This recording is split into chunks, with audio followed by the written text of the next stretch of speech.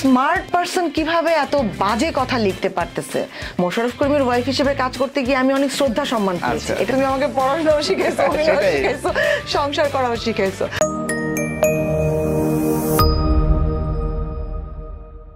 আপা, শুরুতে একটা প্রশ্ন করি আপনাকে, যে আপনি অভিনেত্রী না হলে আসলে কি হতেন? অভিনেত্রী না হলে কি হতাম জানি না, বাট আমার ইন্টারেস্ট ছিল গানের দিকে। আচ্ছা, গায়িকা হতেন?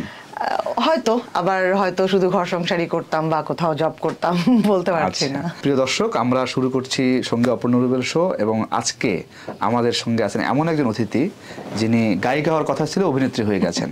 এবং উনি আসলে পরিচিত সকল ধরনের ভক্তদের কাছে এবং দর্শকদের কাছে। এবং আমরা আসলে অভিনেত্রী রুবেনা রেজা জুইয়ের কথা শুনতে চাই। অনেকে জুই করিম নামেও আপনাকে খুব ভালো অ্যাড্রেস করে। তো আমরা আজকে আপনাকে পেয়ে সত্যি খুব খুশি। আমরা একটু শুরু করতে চাই ওনাকে দিয়ে। আপনি অভিনয়ে আসার আসলে কারণটা কি? কেন আপনি অভিনয় শুরু করলেন? আসলে একদম স্পেসিফিকলি অত ওইভাবে কারণটা বলা যাবে তা না। যেটা হয়েছে যে মোশাররফের সাথে আমার সেটে যাওয়া হতো, আর দেখা যেত আমার যেদিন ইউনিভার্সিটিতে ক্লাস না মোশাররফ করিম কে আপনার? আচ্ছা, মোশাররফ করিম আমার হাজবেন্ড। 20 বছর পরেও যে আমার পরিচয় করা দিতে হবে এটা বুঝতে হবে। আমরা আসলে জুয়ের কথা শুনতে চেয়েছিলাম, উনি হুট করে মোশাররফ করিমকে টেনে আনলেন। এখন আমরা পুরো শো মোশাররফ করিমকে আনতে পারি আর কি, এটা আমরা অনুমতি নিয়ে নিলাম। না, আসলে যেহেতু আমার অভিনয়ে আসার পেছনে সে একটা রিজন, সো অভিনয়ের প্রসঙ্গ আসলে তো তার প্রসঙ্গ আসবেই। তো তার সাথে আমার যেহেতু সেটে অনেক যাওয়া হয়েছে, তারপর দেখা গেল যে আসলে এই সেক্টরটাই আমার অনেক বেশি ক্লোজ হয়ে গেল, আমার ফ্যামিলি হয়ে গেল। তো আমার পড়াশোনা শেষ করার পরে আমার আসলে আমি কনসেপ্ট করে ফেললাম, বেবি হয়ে গেল। সো আমার মানে পড়াশোনা রিলেটেড যে জব, সেখানে আর আমার মানে এন্ট্রিটা আমি আর করতে পারলাম না। তো তারপর যখন আমি ডিসিশন নিলাম যে হ্যাঁ ঠিক আছে, এখন আমার বেবিটা বড় হয়েছে, এখন আমি চাইলে কিছু করতে পারি, তখন আমার কাছে মনে হয়েছে যে এই সেক্টরটাই বরং আমার কাছে অনেক বেশি ফ্যামিলিয়ার এবং আমি অনেক বেশি কমফোর্টেবল।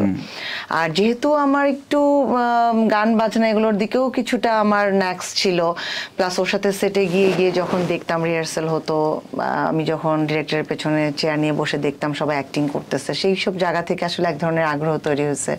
প্লাস মনে হচ্ছে যে আমি বোধহয় ওখান থেকে অনেক কিছু ক্যাচও করছি, 3-4 বছরে ওখান থেকে অনেক কিছু আমি ক্যাচও করছি, এবং আমার মধ্যে তখন মনে হচ্ছে যে আমি বোধহয় পারবো, এই কাজটা পারবো। কারণ অলরেডি তখন 4-5 বছর যাবত আমি দেখছি একদম মানে কাছে থেকে, যেটাকে এক প্রকার ট্রেনিংই বলা যায়, যে ট্রেনিংটা আমার হয়ে গেছে এরকম মনে হয়েছে। তখন মনে হলো যে তাহলে আমি এই সেক্টরটাতেই কাজ করি। এইখানে একটা প্রশ্ন চলে আসে যে আপনি আসলে মোশাররফ করিমের সেটে যাইতে যাইতে আসলে অভিনয় করতে, হ্যাঁ, এই যাওয়াটার কারণটা কি একদমই স্বামী উনি এই জন্য দেখতে যাওয়া, নাকি আসলে অন্য কোনো রিজন ছিল? রিজনটা যেটা ছিল যে আমরা তো শুধু দুইজনই ছিলাম তখন, আমার ফ্যামিলিতে কেউই যোগ হয়নি, আমার শাশুড়ি বা আদার্স কোনো পার্সন। তো ও ঢাকার বাইরে শুটিং এ গেলে তখন একদমই একা থাকতে হতো আমাকে। প্লাস ইউনিভার্সিটিতেও তখন শেষের দিকে, অনার্সের শেষের দিকে খুব বেশি ক্লাসের চাপও ছিল না। তো ও যখন ঢাকার বাইরে যেত, যে 3-4 দিন আসতে পারবে না, তখন ও চাইতো যে তাহলে আমি ওর সাথে যাই, একা একা বাসায়। শুধু যাওয়া না, আমি যতদূর শুনেছি এবং জানি আপনাদের সঙ্গে মিশে কথা বলে, যে মোশাররফ ভাই অনেক ডিসিশনও অভিনয়ের বেলায় আপনার কাছ থেকে নিত।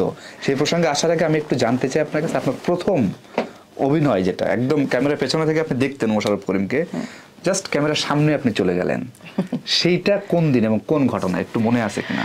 এইটা সিমিলার টু নামে একটা নাটক, নাসির আল মনির নামে একটা ছেলে এটা ডিরেকশন দিয়েছিল। ও আবার অনেকদিন মোশাররফের সাথে, মোশাররফের স্ক্যাজুয়াল বা আদার্স অনেক বিষয়গুলো নিয়ে মোশাররফের সাথে জড়িত ছিল, ওর স্ক্রিপ্ট পড়া, আদার্স বিষয়গুলো। তো তখন ও জানতো যে আমার অভিনয়ের একটা আগ্রহ জন্মাইছে। তো তখন ও বলছে যে তাহলে আমি কাজ শুরু করলে আমি চাইবো আপনাকে নিয়ে করতে। তো তখন ও আমাকে অফার করলো। এটা 2010-এর, মোস্ট প্রবাবলি শুটিংটা হচ্ছিল অক্টোবরের 4 তারিখ। আচ্ছা, তখন ও বললো যে এই কাজটা তাহলে করি, ভাবি চলেন একসাথে দেখা যাক। এই তো করলাম। এই এতদিন পরে ধরেন অভিনয়ের প্রায় আপনি 15 বছর, যদি 2010 থেকে কাউন্ট করি 15 বছর, 15 বছরে আপনার মানে প্রথম দিনের জুই আর আজকের জুইয়ের মধ্যে নিশ্চয়ই পার্থক্য আছে। হ্যাঁ, তা তো অবশ্যই। মানে আপনি এই অভিনয়ের শেখার যে জায়গাটা, সেটা তো দেখে দেখে শিখছেনই, কিন্তু এই শেখাটা কি মানে অন্য কোনো সোর্স আছে মোশাররফ করিম বা অন্য কোনো যারা অভিনয় করেন এমন কাউকে দেখে কি শেখার? এমনিতে আমার যেমন ছোটবেলা থেকে আমার খুব টেলিভিশন প্রীতি আছে, আমি খুবই মানে টিভি দেখতে, নাটক, মুভি এগুলো দেখতে পছন্দ করি। আর একদমই যদি মানে আমার অভিনয়ের ক্ষেত্রে যদি আমি বলি, তাহলে মোশাররফ করিম অবশ্যই একটা বড় ভূমিকা রাখছে, কারণ ওর সাথে আমার অনেক কাজ করা হয়েছে।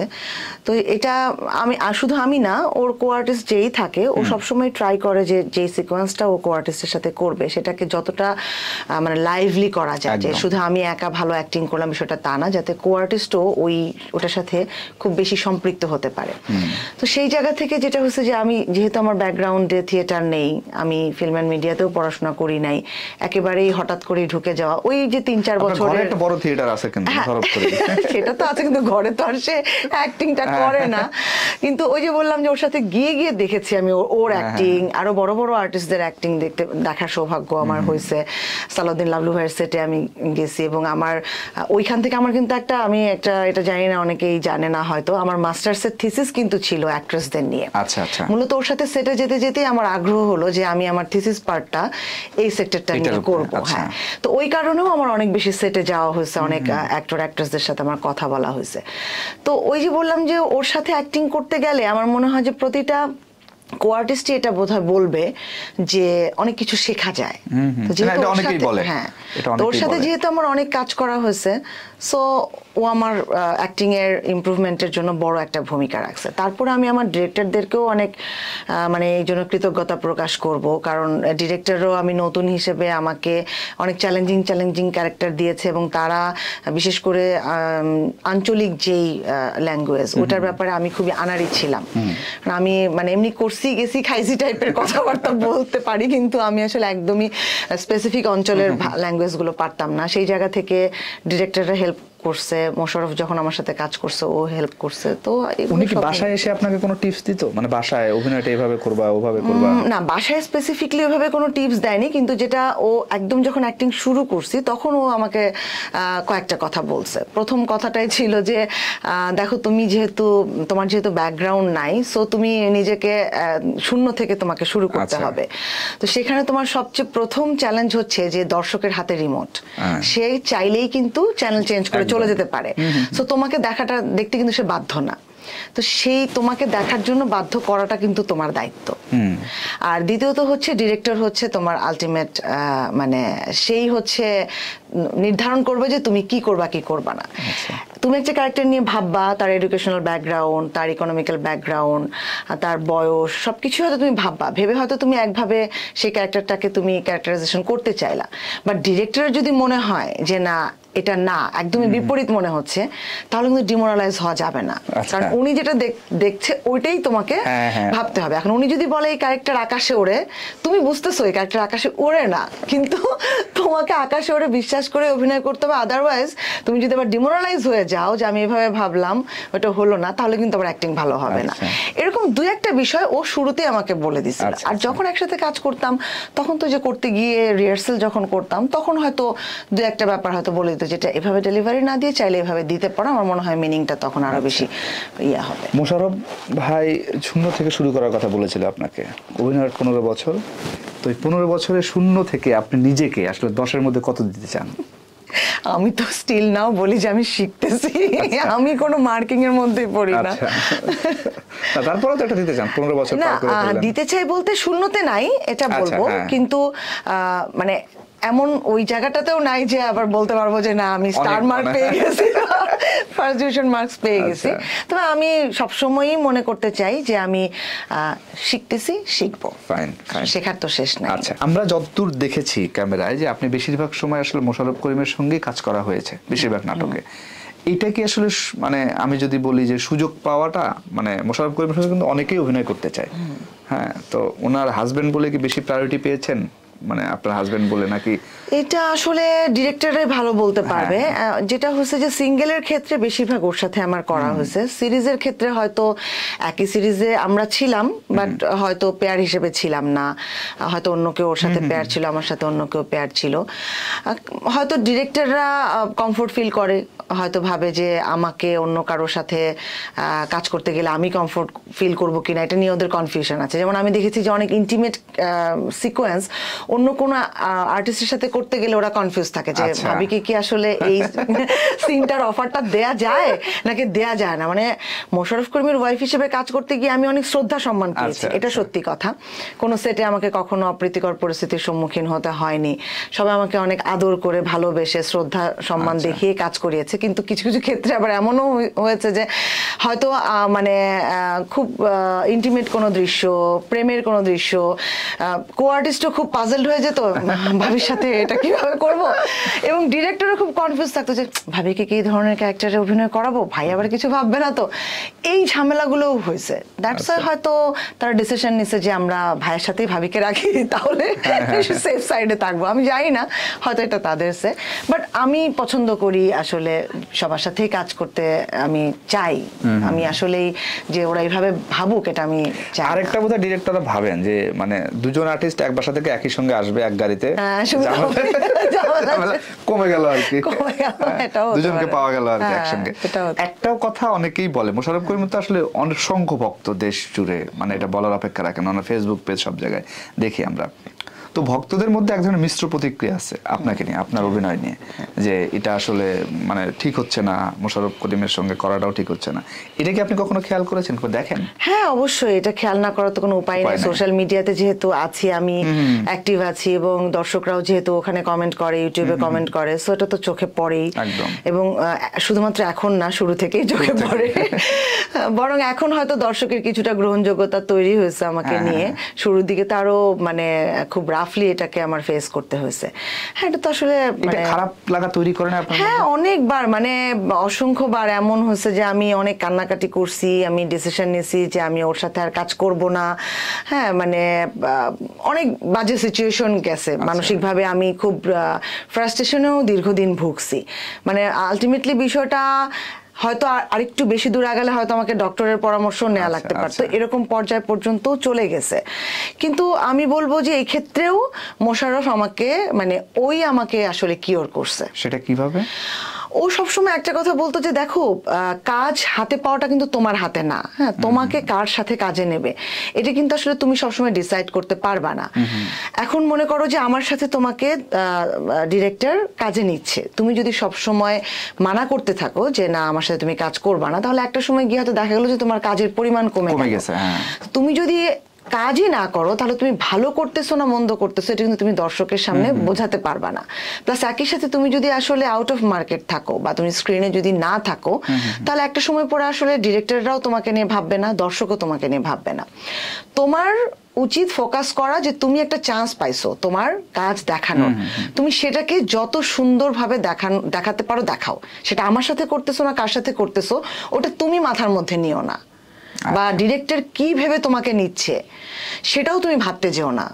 সে তোমাকে যেটা মুখে বলতেছে যে ঠিক আছে আপনাকে আমি অ্যাক্ট্রেস হিসেবেই ইনক্লুড করছি, তুমি সেটাকেই সত্য জেনে নাও। তার মনের ভেতর যদি ডিফারেন্ট কোনো আকাঙ্ক্ষা থেকেও সে তোমাকে ইনক্লুড করে থাকে, এটা তুমি ভাবতে যেও না। আচ্ছা, ইনারটা তুমি ভাবতে যেও না, তুমি ভাবো যে তোমাকে আর্টিস্ট হিসেবে নিছে, এখন তোমার দায়িত্ব সেই চরিত্রটাকে খুব সুন্দরভাবে উপস্থাপন করা।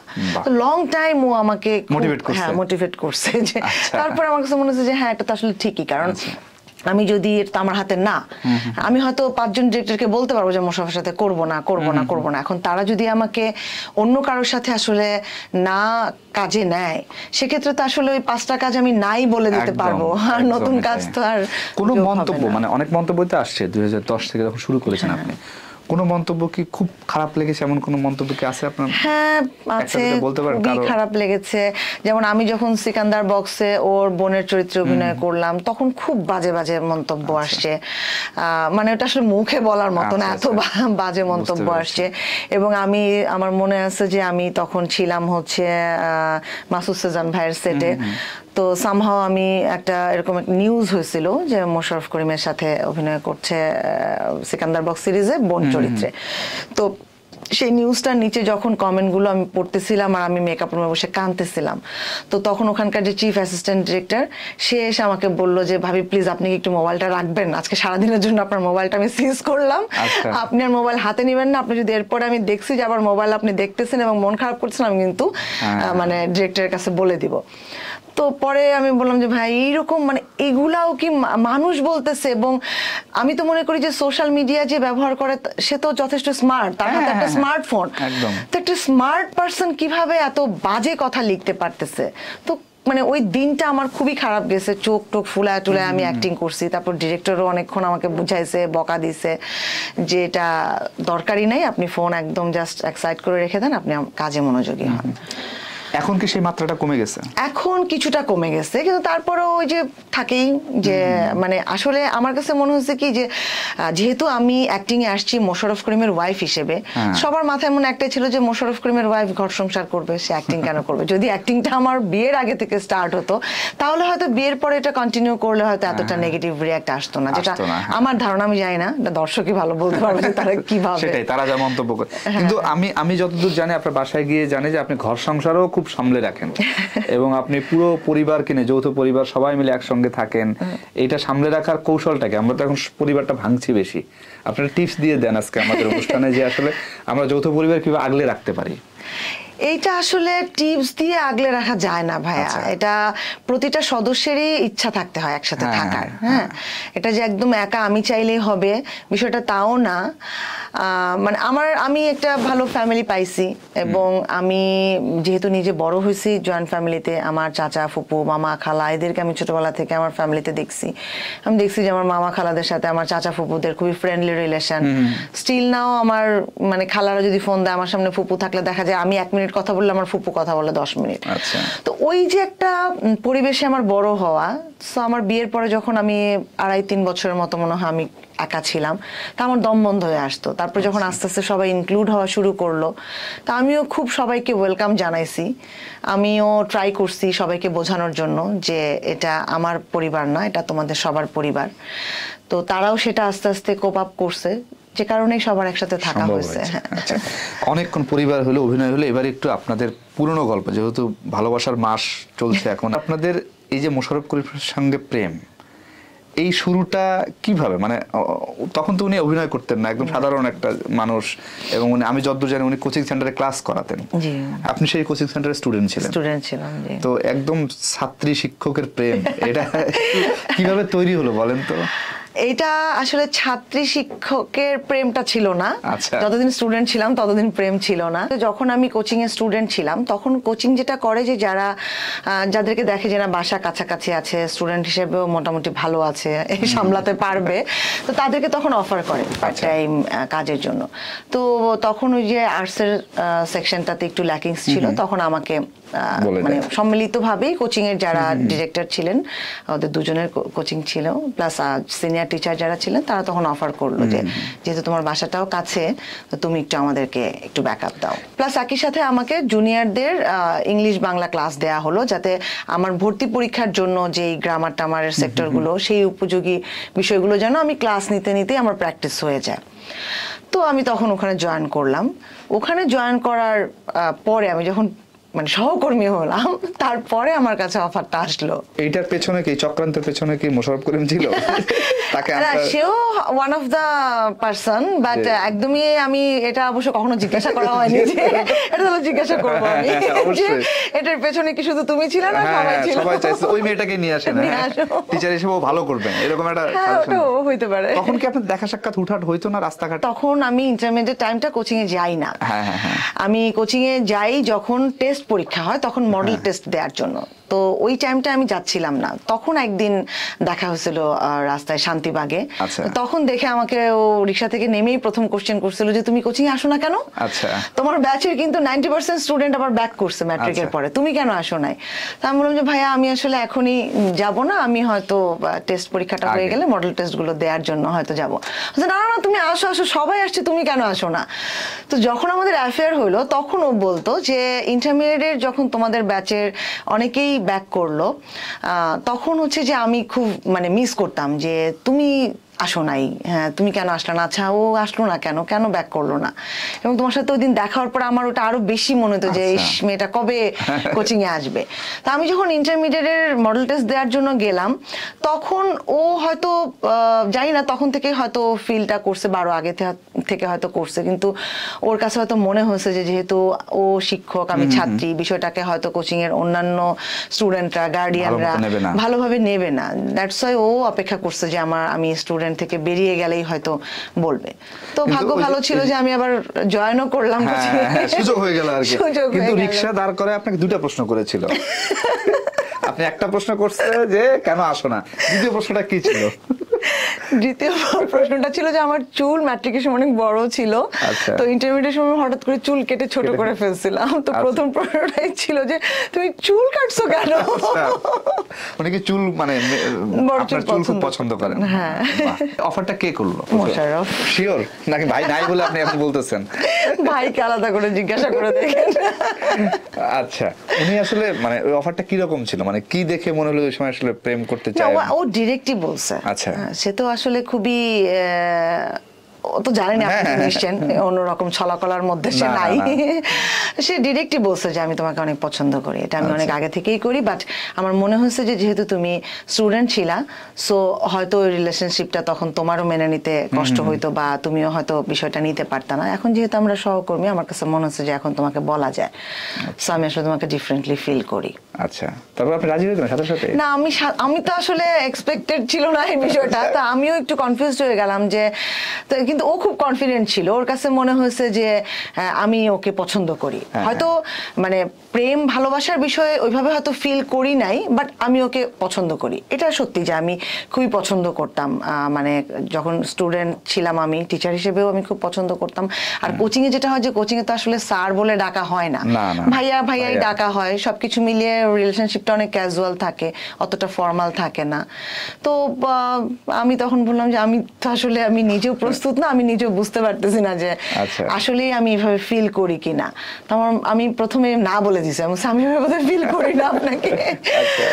তো তারপর 3-4 দিন ভাবার পর আমার মনে হচ্ছে যে না, আমি তো আসলেই তো তাকে আমি পছন্দ করি। সে রিহার্সালে যখন থাকতো, ক্লাস নিতে আসতো না, তখন আমি খুব উদ্বিগ্ন থাকতাম, মিস করতাম, বারবার জিজ্ঞেস করতাম অন্য টিচারদেরকে যে ভাইয়া শামীম ভাই কবে থেকে আবার আমাদের ক্লাস নেওয়া শুরু করবে, এরকম বলতাম।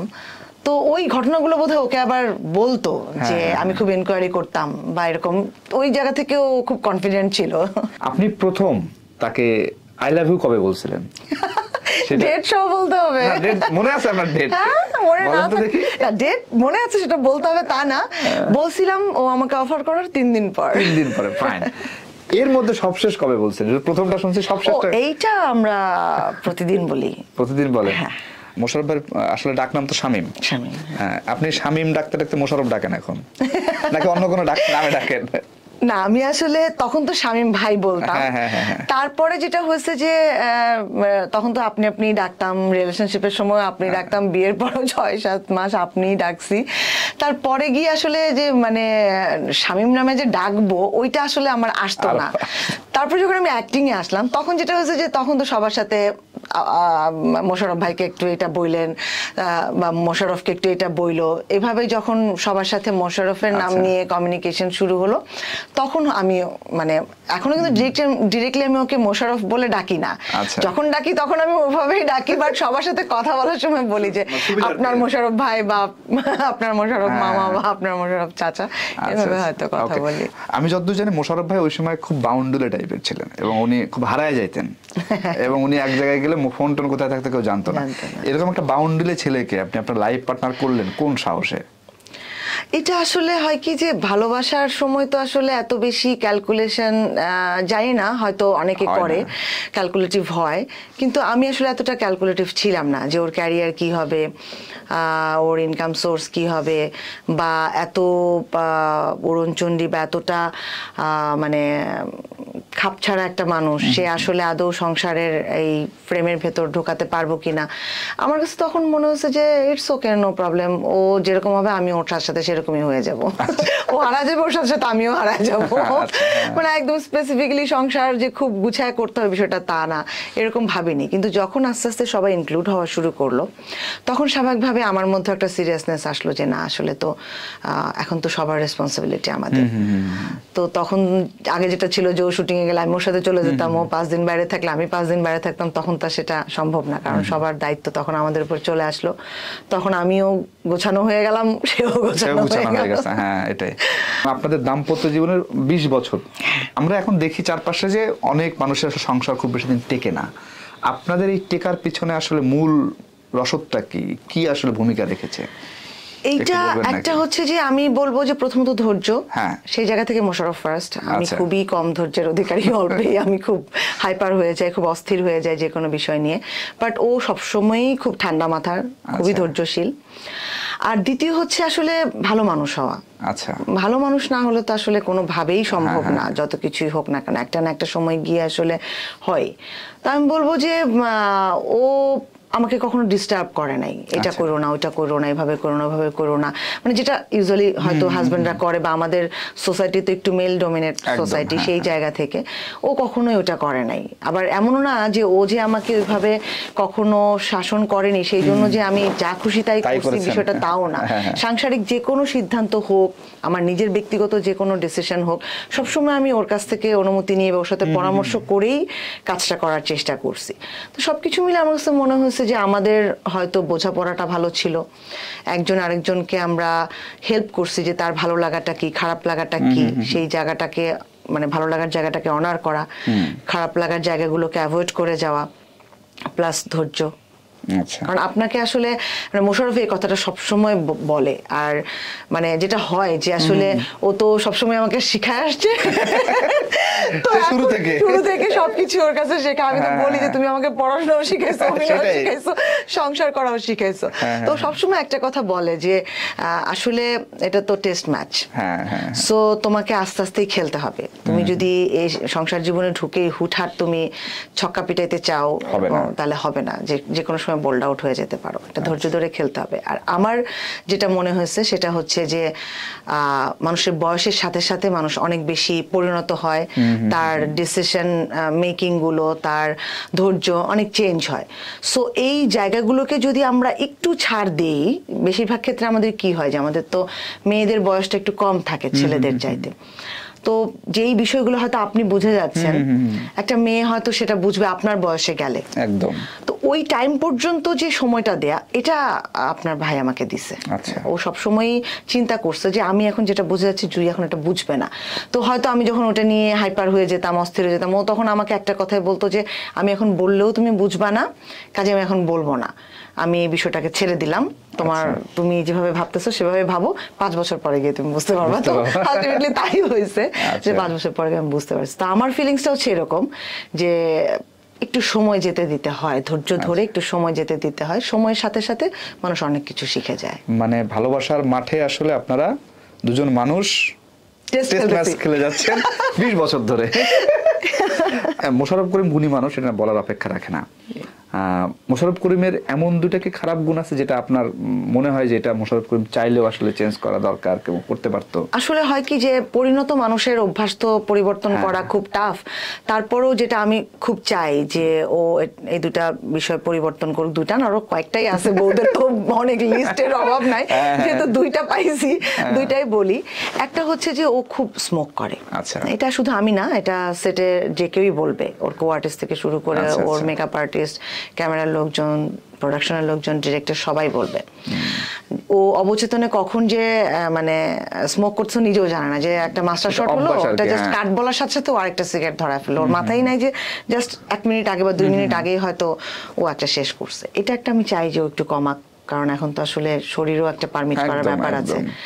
আর দ্বিতীয় সেটা হচ্ছে যে মন ভোলা, খুব মন ভোলা, মানে এত বেশি ও একমুখী, যখন অ্যাক্টিং এ থাকে তখন শুধুই ওখানে ডুবে থাকে। আচ্ছা। হয়তো এই কারণেই ও অনেক ভালো অ্যাক্টর, acting, হ্যাঁ। কিন্তু অনেক সময় হয় কি যে বাসায় হয়তো কোনো একটা ঝামেলা হয়েছে, কোনো একটা প্রবলেম আমি ফেস করতেছি, ওকে এখন জানানো দরকার, ওর পরামর্শটা আমার দরকার। আমি হয়তো কল দিয়ে যাচ্ছি, ও মিস কলটা দেখেও কখনো কল ব্যাক করে না, মানে আচ্ছা। করে না বলতে কি ওর মনেই না, আচ্ছা দেখলো মিস কল, আচ্ছা ঠিক আছে আমি শর্টটা শেষ ওইটা কি করে। আপনার বেলাতেও ঘটে? হ্যাঁ, মানে প্রচুর মানুষ অভিযোগ আছে ফোন ধরে না, ফোন ধরেন এবং কল ব্যাক করেন, এটা সব মানুষই বলবে, এটা আমারও সেম কমপ্লেন। আচ্ছা। যে কারণে এখন কার সেটে যাচ্ছে সেই সেটের কারো নাম্বার আমাকে রাখতে আচ্ছা, হয়, যে আচ্ছা, আচ্ছা। ইমার্জেন্সিতে অন্তত যেন তাকে পাওয়া যায়। আরেকটা জিনিস হচ্ছে মোশাররফ করিমের একটু খারাপ গুণ বলেছেন, ভালো গুণও আপনি বলেছেন। আমরা একটু জানতে চাই যে মানে এই যে আপনাদের সামনের জীবন কিংবা আপনি অভিনেত্রী হিসেবে নিজেকে আসলে কোথায় আসলে দেখতে চান?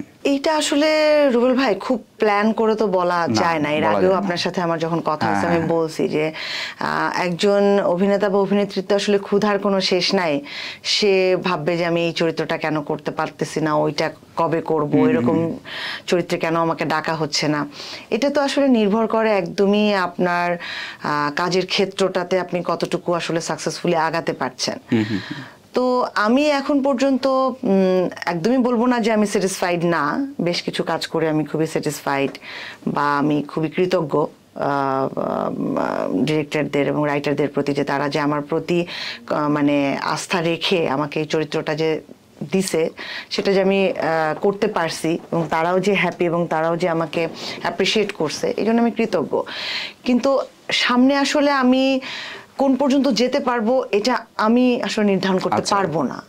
এটা একেবারেই আমার বাজার, যেহেতু এখন শিল্পটা শুধুমাত্র শিল্পের মধ্যে না, এটা একটা বাজার ব্যবস্থায় চলে আসছে। দর্শক জনপ্রিয়তা কতটুকু থাকে আমার সেইটা, প্লাস ডিরেক্টর রাইটার এরা কতটুকু আমাকে আমার অভিনয় দক্ষতাকে কাজে লাগাতে চায় সেটার উপর ডিপেন্ড করে। আপনি কন্টিনিউ অভিনয়টা করে যেতে চান? আমি করে যেতে চাই, যতদিন পর্যন্ত আমাকে ডাকবে আমি করে যেতে চাই। আমরা খুবই আসলে কৃতজ্ঞ আপনি আসার কারণে, এবং আপনার অভিনয় আর কন্টিনিউ চলতে থাকুক, আমরা দেখতে চাই। এবং আপনি যে চেষ্টা এবং নিজের উদ্যমে যেভাবে করে যাচ্ছেন আমরা সত্যিই খুবই হ্যাপি। এবং আপনার উপর একটা ছায়া আছে, সবচেয়ে বড় ছায়া মোশাররফ করিম, তার সান্নিধ্যে থেকে আপনি নিশ্চয়ই আর অনেক দূর চলে যাবেন, আমাদের বিশ্বাস। তো আপা খুবই কৃতজ্ঞতা আপনার উপরে শোতে আসার জন্য। আপনি যদি আপনার ভক্তদের জন্য কিছু বলতে চান বলতে পারেন, আমি আপাতত বিদায় নিচ্ছি। ভক্তদের উদ্দেশ্যে আসলে ওইভাবে আমার স্পেসিফিকলি বলার কিছু নাই, আমি শুধু বলবো যে আপনারা যদি কষ্ট করে আমার অভিনয় দেখেন এবং আমি যদি ভালো কাজ করি তাহলে যদি আপনারা একটু আমাকে অ্যাপ্রিসিয়েট করেন বা ভালো কাজ কোনটা হয়েছে সেটা যদি আমাকে একটু বলেন, অথবা যদি কোনোটা আপনাদের কাছে মনে হয় যে না এটা আমি ভালো করতে পারছি না, সেটাও যদি আপনারা খুব সুন্দর করে বলেন যে এই জায়গাটায় আমরা আপনাকে এইভাবে দেখতে চেয়েছি বা আপনার অভিনয়টাকে আমরা এইভাবে দেখতে চেয়েছি, তাহলে হয়তো এই আলোচনা সমালোচনার মাধ্যমে আমি আমার নিজেকে আরো বেশি প্রিসাইজ করতে পারবো, আরো বেশি পলিশ অ্যাক্টিং এর দিকে হয়তো আমি যেতে পারবো। আর আরেকটা ছোট্ট রিকোয়েস্ট থাকবে, সেটা হচ্ছে যে আমরা অনেক সময় না জেনেই মনের অজান্তে সোশ্যাল মিডিয়ায় এমন ধরনের কমেন্ট করে ফেলি কোনো ব্যক্তি সম্পর্কে, আমরা কিন্তু তার ব্যক্তিগত অবস্থান, তার মানসিক অবস্থা, তার পারিপার্শ্বিক অবস্থা কিন্তু আমরা আসলে জানি না। আমরা শুধু সোশ্যাল মিডিয়ায় তাকে দেখছি বা তার অভিনয় দেখছি এবং আমরা একটা কমেন্ট করে বসছি। সেটা না করে আমার মনে হয় যে আমরা খুব পোলাইটলি মানে বিষয়গুলোকে উপস্থাপন করতে পারি, কারণ ভালো কথা বললে আপনি কিন্তু ছোট হয়ে যাচ্ছেন না।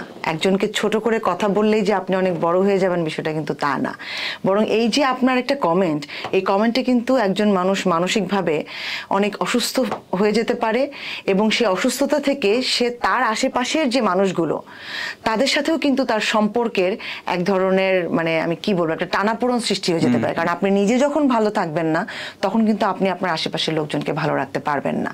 সো আমরা পজিটিভ হই, মানে আমরা একজনকে ভালো বলতে না পারি কিন্তু তাকে এত রাফলি খারাপ না বলি যে আপনার সেই কমেন্টে একজন মানুষ মানসিকভাবে অসুস্থ হয়ে যায়। সবাই ভালো থাকবেন, সুস্থ থাকবেন।